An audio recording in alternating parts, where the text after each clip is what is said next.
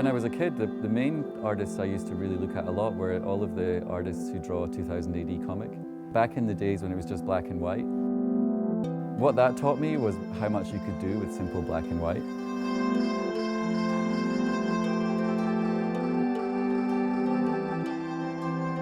My name is Peter Arkle. I'm a freelance illustrator. I live in New York. I've lived there for about nearly 15 years. I actually grew up in Pennycook, 10 miles south of Edinburgh. I went to art school in London, and then in December '95 I moved to New York. I'd actually already started working as a freelance illustrator in London. It wasn't really until I was living in New York that my illustration business took off enough that I could stop having part-time jobs in coffee shops and things like that.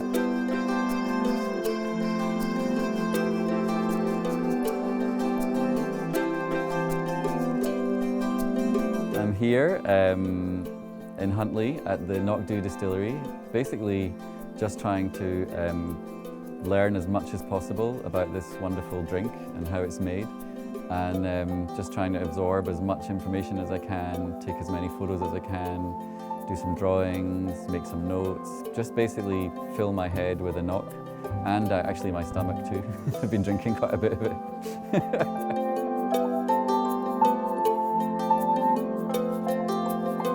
It's like the engine room on a battleship. Where are their torpedo tubes?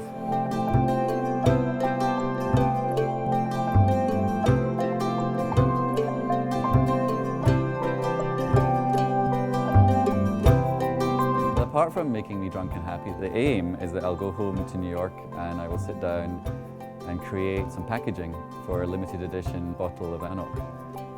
I'm not quite sure exactly how that'll go yet. I know I've got lots of different ideas. I'll probably come up with lots of different versions. I'll definitely be drawing some of the things I see while I'm here and some of the things I've thought of and come across. But I'm hoping to actually add some sort of extra ideas that I haven't even had yet. Because I feel like there should be some things that I draw that you can't see and can't photograph, because in a way that's the whole point of hiring an illustrator.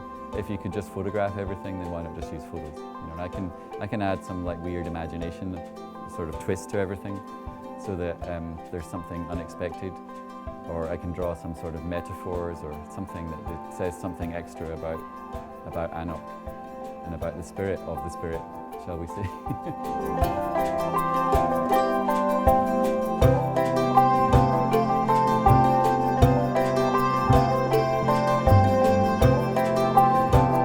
On site just now we have 3 different size of casks.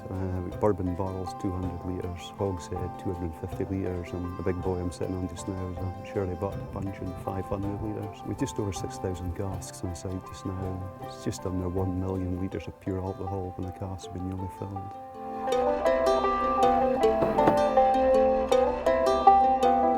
Ah, this is amazing. I've always wanted to see inside one of these places. Ah, this is fantastic.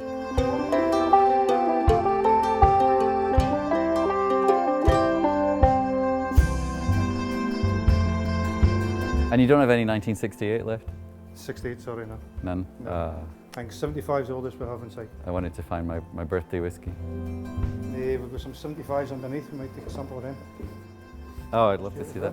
Right, great, great.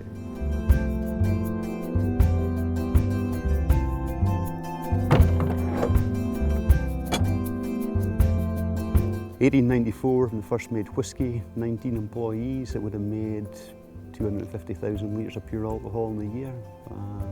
This year we'll probably make close on 1.75 million litres of alcohol. It's a wee step up in production. Still very, very particular about using traditional methods and techniques. We've deliberately eschewed automation. Whisky should be made by people. The guys who work here are called Men of Knock. Like, don't knock them. People are so important here, and hopefully the people's passion and pride in what they do comes through in the quality of the finished product. So every time you pour a wee dram of Anok, you're actually enjoying a wee bit of the character of the guys that made the stuff.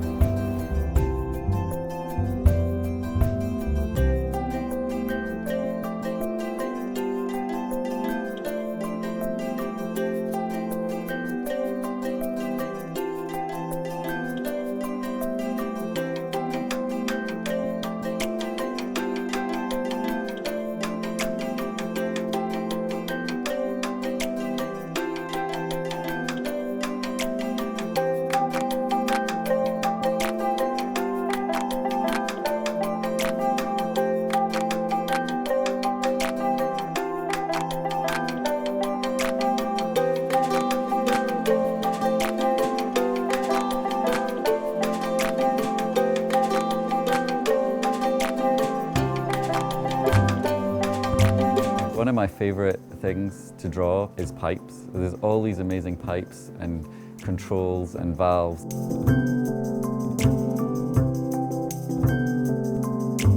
The whole place has this amazing aesthetic.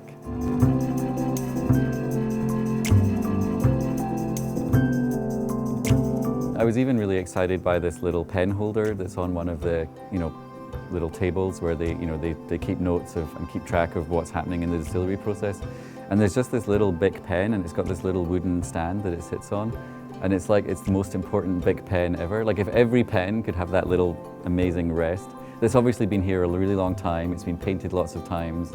It's all kind of worn down by the ages. And there's a ton of things like that here that I love. And I love that they all have this beautiful aesthetic, but at the same time, they all have a real function.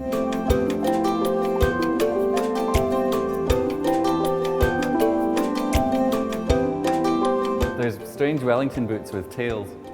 Watch out for those. If you see one of those coming, duck.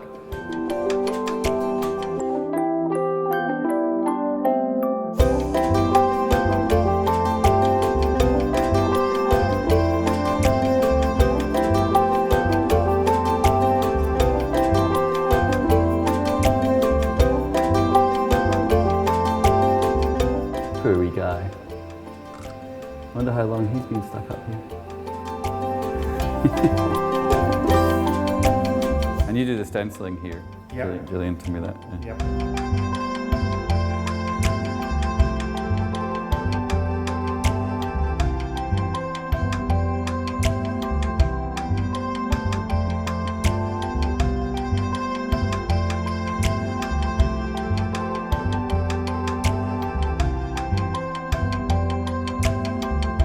I know I could probably do like 3 different ones already, but I think that there's a little eureka moment that'll happen when I sit down and I'm going through all the stuff. And I may even have started doing a couple of other drawings and I'll have some other idea. It might be while I'm at the gym, or it might be while I'm having coffee in the morning, or while I'm drinking a glass of Anok, hopefully on my roof terrace watching the sun go down in New York.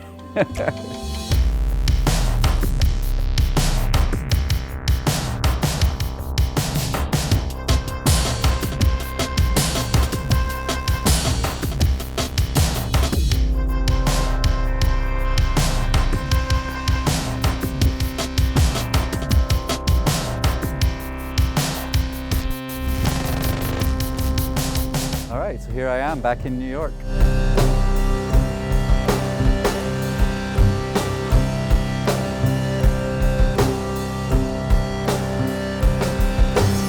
So when I got back to my desk in New York, the first thing I did was just to start looking through all the photos I'd taken at the distillery.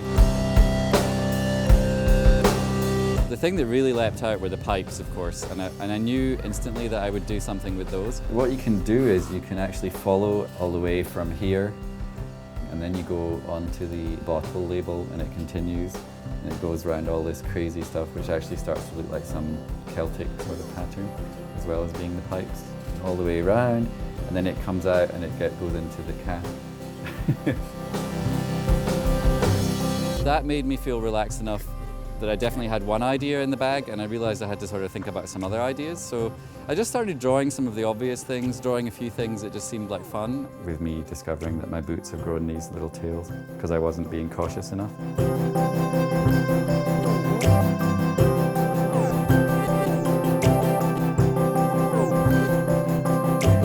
The next idea I had was to do something using the warehouse and all of those whiskey barrels stretching off into the darkness.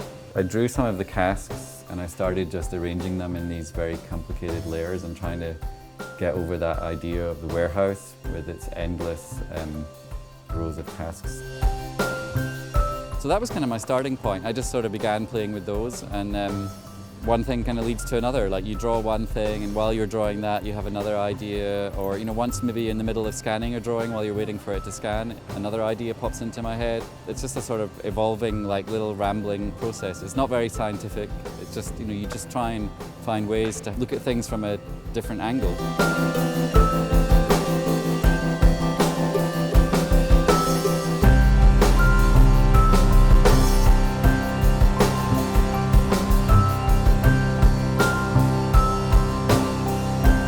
And then I started thinking about the ingredients of the whiskey, which are basically malted barley, spring water, heat, yeast, thyme, and then I thought it would be fun to have one called Magic, because it's just this sort of unknown, weird little thing. The secret thing that makes a knock and knock.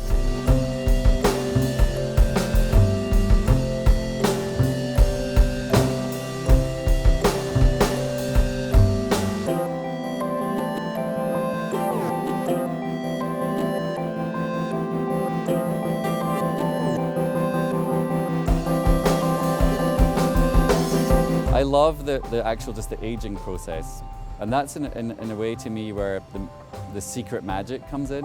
You know, the whiskey just has to sit there, and it's left to kind of on its own. It's left to do its own thing for 12 or 16 years, and that to me is the most magical and mystical part of it. The rest of it is all just a sort of, it's science. It's actually beautiful. You know, I love those pipes. I love all the smells. I love the noises. I love the room, and it's like it's a fantastic place. I love the whole process, but the kind of most magical bit, I think, is just the passing of that time. So I did this one little idea where it's a little like, it's almost like a little aging diary. So you can imagine this is the little diary that's being kept for a particular cask of whiskey in the warehouse, and so it goes through. It goes day 5,819 good, day 5,820 good, day 5,821 good, and it goes all the way through to day 5,840. Yes, perfect. Bottle it now. So kind of absurd.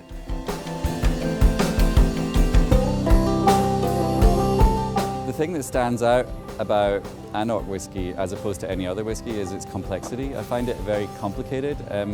I don't have the sophisticated palate and sort of flavor ability where I can name what those things are, but I just know there's lots of different good tastes in lots of different ways that you get when you have a mouthful of Annoch.